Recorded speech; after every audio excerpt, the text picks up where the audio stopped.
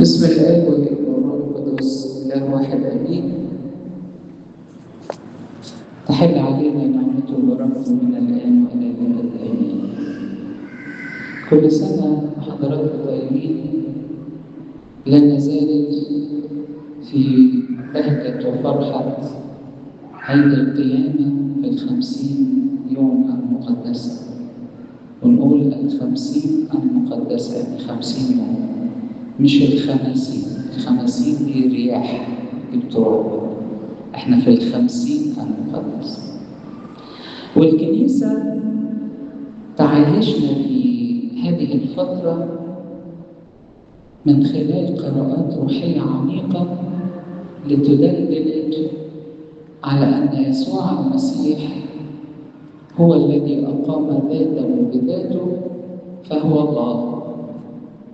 عشان كده تلاقي أغلب القراءات في ال50 المقدسة من إنجيل معلمنا يوحنا، لأنه يوحنا الرائي، يوحنا اللاهوتي، بيركز جدا على إثبات ألوهية السيد المسيح، وده اللي الكنيسة عايزة تأكد عليه في فترة ال50 المقدسة. وإنجيل النهارده يقول لنا كده تأكيد صريح من السيد المسيح على ألوهيته. يمكن غير المسيحيين في أذهان غير مستنيرة يبتدوا يقولوا هو يسوع المسيح نبي ولكنه ليس إله. هل قال أنه إله؟ أنتم المسيحيين من ادعيتم أنه إله. نقول لهم لا. هناك أمور كثيرة جدا تثبت ألوهية السيد المسيح من أفعاله وما صنعه ومعجزاته، سواء معجزات الخلق في خلق عينين لمولود أعمى، أو في معجزة أبهرت الجميع مثل معجزة إقامة لعازر من بين الأموات بعد أن كان جسده قد تحلل 4 أيام. يستحضر يسوع المسيح هذه الروح من الجحيم، لأن كل أتقياء العهد القديم كانوا في الجحيم. لم يكن الفردوس قد فتح بعد، فتح يوم الجمعة العظيمة لما السيد المسيح بالروح الإنسانية المتحدة باللاهوت فتح الجحيم وحرر كل الأرواح البارة وأدخلهم إلى فردوس العالم. قبل كده الفردوس مقفول. فالسيد المسيح في معجزة إقامة لعازر استحضر روح لعازر من الجحيم. من له سلطان على استحضار الأرواح، من له سلطان على الجحيم إلا الله وحده. ثم أعاد بناء هذا الجسد الذي تحلل ويرجعه تاني يصلح لأن يعاد إلى الحياة، ثم يعيد إليه الروح ويقول له لعازر هلم خارجا. انتهار للريح، أليس هذا دليل على ألوهيته؟ مجرد المعجزات التي يصنعها بالإرادة في معجزة عرس قنا الجديد، املأوا الأجراد قدموا إلى رؤوسهم البكاء، بس ما عملش حاجة تاني. أمور كثيرة لو قعدنا نستفيض فيها نحتاج إلى ساعات كثيرة وأيام كثيرة لنقول لمن لا يعي يسوع المسيح هو الله الظاهر في الجسد. أما عن مقولة هل قال المسيح إني أنا هو الله؟ طبعا قال كتير، وفي مرات كتير اليهود نفسهم كانوا يريدوا أن يرجموه لأنه قال أني أنا ابن الله. لما قال أنا قبل إبراهيم أنا كائن. هم فاهمين إن الكلام ده لا يشير إلا عن الله. النهارده في إنجيل هذا اليوم نجد آية في قمة الروعة يقولها السيد المسيح: إني أنا هو ابن الله. أنا هو ابن الله. وقد يقول البعض: طيب ما هو بيقول اهو أنا ابن الله، ما قالش أنا الله. المشكلة بتيجي عند غير المسيحيين بأنهم ليس لهم فهم إلى البنوة إلا بنوة جسدانية. يعني يظن أن السيد المسيح حين تحدث عن نفسه أنا هو ابن الله، أو نحن المسيحيين حين نتحدث عن السيد المسيح ونقول أنه هو الله وهو ابن الله وهو الله الظاهر في الجسد، يقول لك هو ينفع ربنا يتجوز ويخلف؟ ده انتوا عالم ما بتفكروش صحيح. أرد عليك وأقول لك صدقني أنت اللي ما بتعرف تفكر أصلا. أنت في أمور كتيرة، في مصطلحات تستخدمها يومياً تتحدث عن كلمة بنوة دون التناسل البشري. يقول أحد الشعراء أن هذا البيت الشعري من بنات أفكاري. يعني إيه؟ أنت اتجوزت قصيدة وخلفت بيت شعر، بقول دي من بنات أفكاري. يعني فكري نتج عنه هذه القصيدة أو هذه الأبيات الشعرية. لما يقول عن إنسان أنه ابن النيل، ابن النيل يعني مصري، يعني من الدولة اللي بيسري فيها نهر النيل في جميع أرجائها، يعطيها حياة. مفيش نيلين تزوجوا وبعدين خلفوا بني آدم. فكر ضحل حتى لو الواحد بيناقشه، فكر صعب خالص. المسيح هو ابن الله، والمسيح هو الله، والمسيح هو الله الظاهر في الجسد. أقنوم البنوة. المسيح ابن الله بمعنى وحدة الطبيعة والمساواة في الجوهر. لما اتكلم عن ابن الإنسان يعني أنه بشري. بني آدم يعني دول ولاد آدم، وآدم اللي خلفهم؟ لا، بس دول من نفس الطبيعة. ابن الإنسان السيد المسيح أقنوم البنوة صار ابنا للإنسان ليتمم الفداء الإلهي عن البشرية كلها، لأن العقوبة كانت عقوبة للإنسان.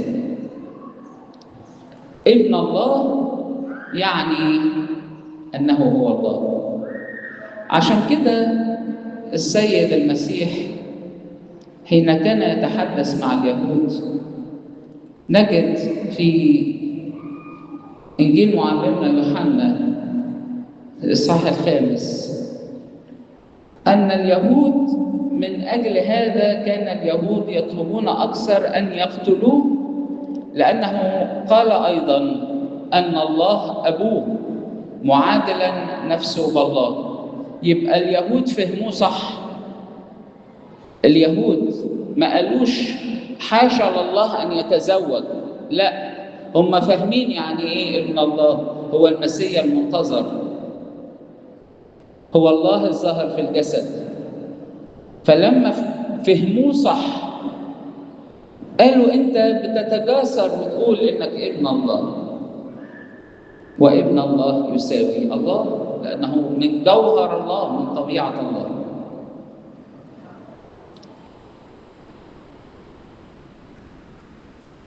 أمثلة كثيرة تتحدث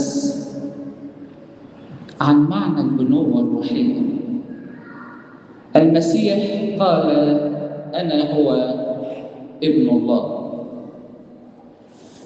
لأن الله روح لا يستطيع إنسان أن يراه، فكان يجب أن يأخذ جسداً لنستطيع أن نراه نحن كبشريون.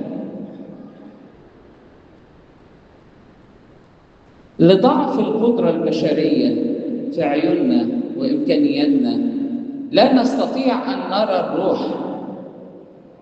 نشوف آباء قديسين لما ابتدوا يسموا في القداسة يشوفوا أرواح الملائكة والقديسين، لكن اللي لسه عينيهم تعبانة زي حالتنا كده، عايزين لسه نسير في طريق الروحانية، ما بنشوفش حاجة. يبقى عدم رؤيتنا لأرواح الملائكة والقديسين لضعف بشريتنا ولقلة روحانيتنا. نتحدث عن الكنيسة باعتبارها بيت الله والملائكة، وابونا لما بيبخر في صليب البخور قدام الهيكل ويبص ناحية الشعب يقول: السلام للملائكة والقديسين اللي مالين الكنيسة. حتى لو الكنيسة ما فيهاش حد من الشعب، أنا عندي إيمان إن كل مكان فيه قديسين وملائكة حاضرين، لأن الكنيسة هي بيت الله.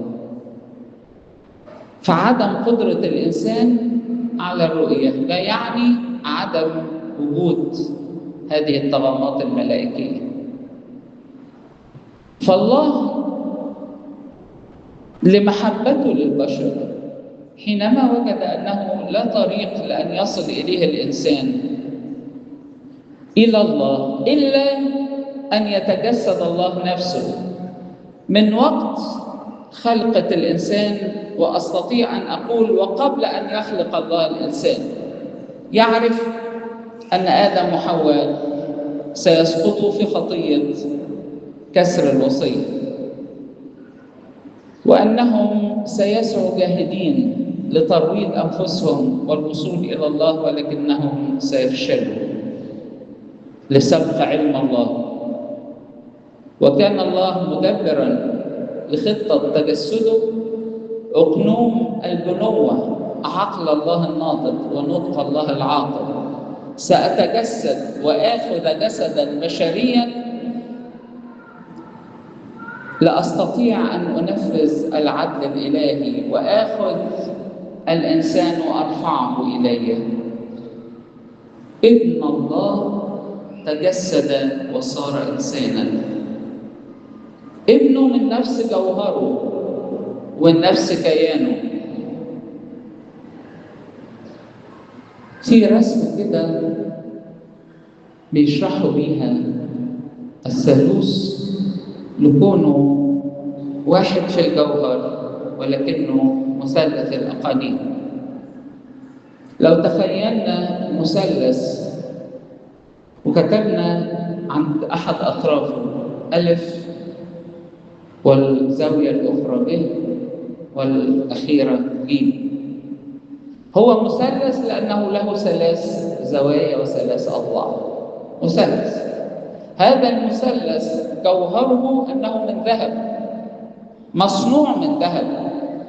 أستطيع أن أقول أن النقطة ألف أو الزاوية ألف ذهب، وأيضا نفس الكلام النقطة ب والزاوية ب ذهب، والنقطة ج والزاوية ج ذهب. صحيح ولا مش صحيح؟ صحيح، لأنه هو مثلث واحد. هل أستطيع أن أقول أن النقطة ألف هي النقطة ب؟ لو شلت نقطة ألف دي ونزلتها جنب ب بقى خط مستقيم، مبقاش مثلث. يبقى هغير طبيعة الثالوث القدوس. الله مثلث الأقاليم، في تميز أقنومي ولكنه واحد في الجوهر. قرص الشمس وما يصدر عنها من ضوء وما ينبثق من هذا الضوء ومن هذه الشمس من حرارة، هو قرص شمس واحد، هو المنبع، هو المصدر. أقول إن الضوء ده نتج عن الشمس، ابن الشمس. طب الشمس اتجوزت وخلفت؟ لا. طب كان في لحظة فيها قرص الشمس من غير شعاع ضوء؟ لا. بمجرد تكوين الشمس الضوء مرتبط بوجود الشمس. طب في لحظة ما كانش فيها حرارة، كانت الشمس دي دافية وهادية وكويسة؟ لا، هي بمجرد ما في قرص الشمس في ضوء، في انبثاق حرارة. كل التشبيهات دي الآباء بيقولوها لنا لتقريب الفكرة ليس أكثر، ولا نستطيع مهما أعطينا من أمثلة أن نصل إلى فهم الله غير المحدود، لأننا نحن محدودون جدا. عارفين لو واحد راح المطار ودخل إلى مهبط الطائرات هيلاقي نفسه مش واصل إلى جزء من عجلة الطيارة. فأنا وقفته جنب عجلة الطيارة وقلت له ممكن تشرح لي بقى الطيارة دي بتطير إزاي؟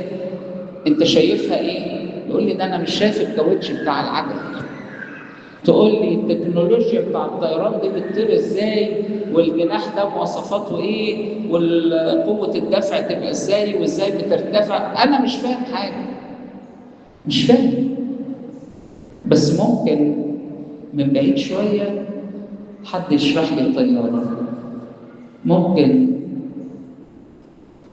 القائد بتاع الطيارة يبتدي يديني فكرة عن الطيارة، هاخد شرحه واحاول افهم، لكن هل هأدرك كل التفاصيل؟ لا. طفل صغير وقفه جنب رجل فيل، قول له يلا ارسم لي الفيل ده، يقول لك انا مش شايف، انا خايف. طبعا أنا بس عايز أدلل على أن الإنسان مهما حاول سيظل قاصراً عن إدراك الله، لأن الله غير محدود ونحن خلقته محدودين جداً.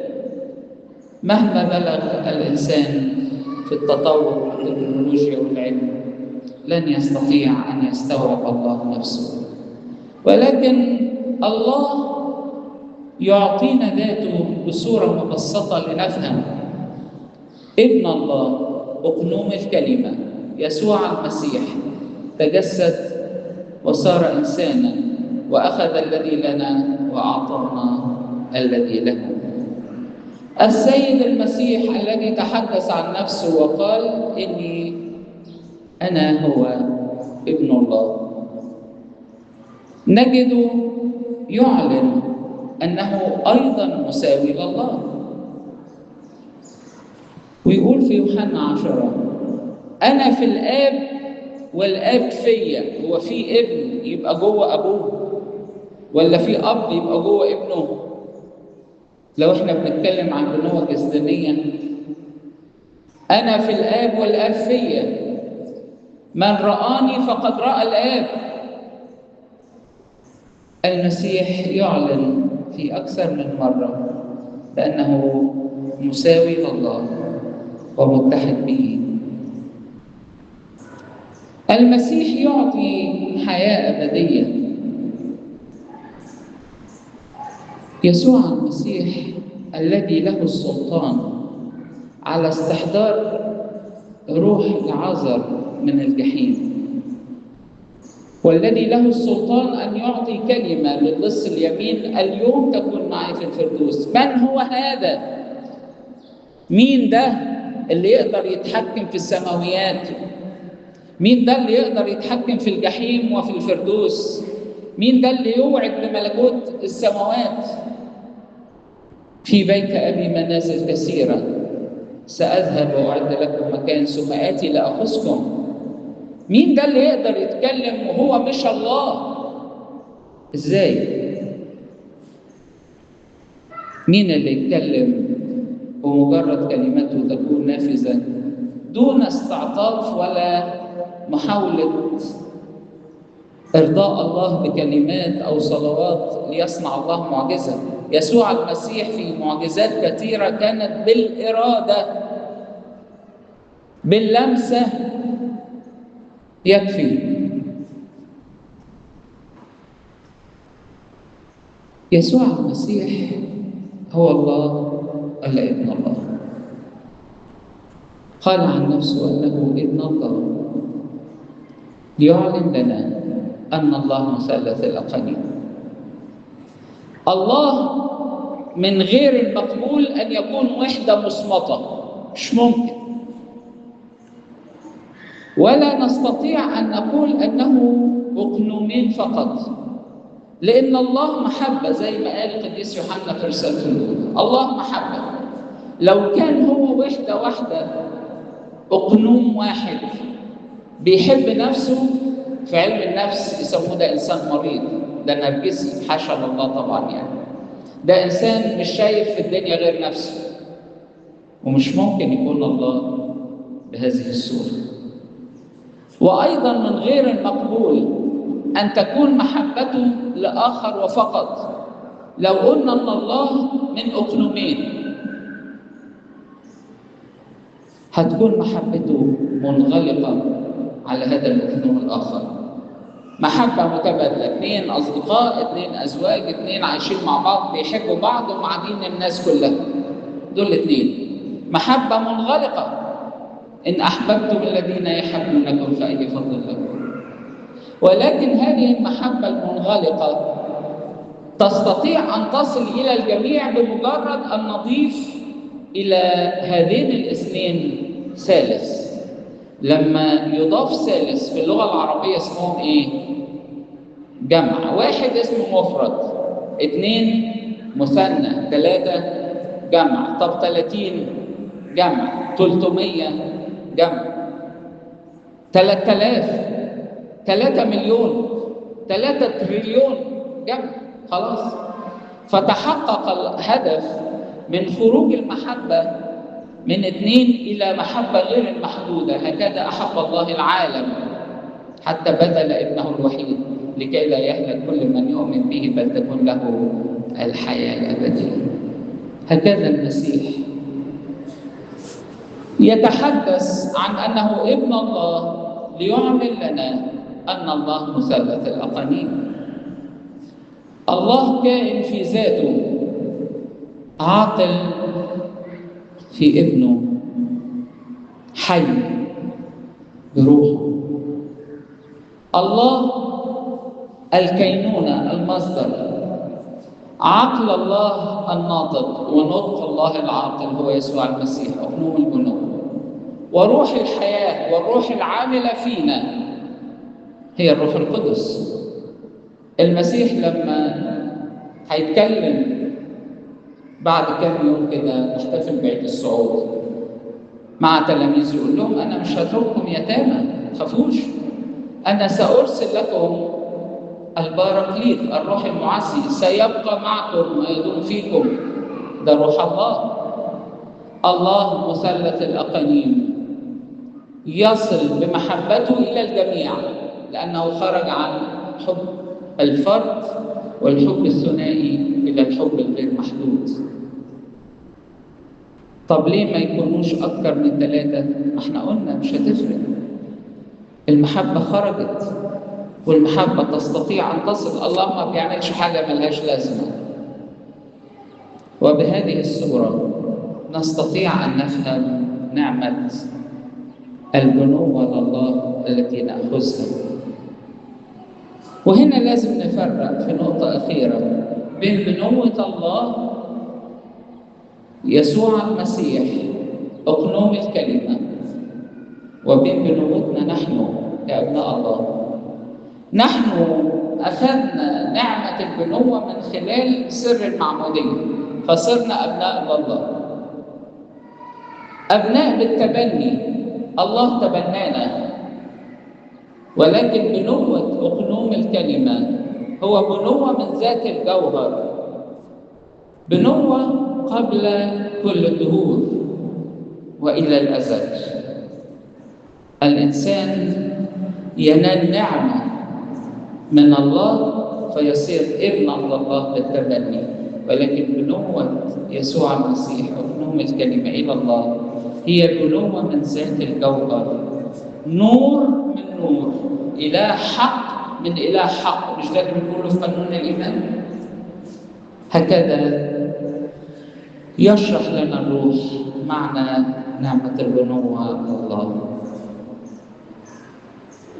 فلنجاهد لأن نحفظ هذه النعمة، لا نخجل بالحديث عن إيماننا وثبتنا في إيماننا بأن يسوع هو الله الظاهر في الجسد، ابن الله من الجوهر،